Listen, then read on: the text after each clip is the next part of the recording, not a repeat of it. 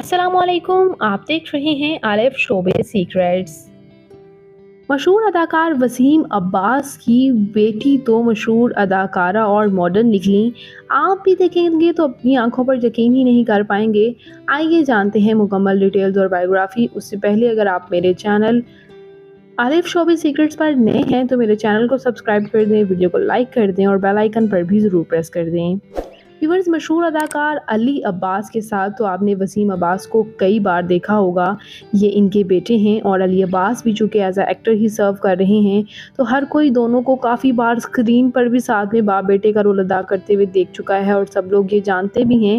लेकिन बहुत कम लोग जानते हैं कि वसीम अब्बास की बेटी भी मशहूर मॉडल और गुलकारा हैं। जी हाँ व्यूअर्स, मैं आपको बताती चलूँ कि वसीम अब्बास की पहली शादी में जो उनकी पहली अहलिया थी, उनका एक बेटा अली अब्बास है। जब से उनसे सेपरेशन के बाद, डाइवोर्स के बाद, वसीम अब्बास ने दूसरी शादी सबा हमीद से की।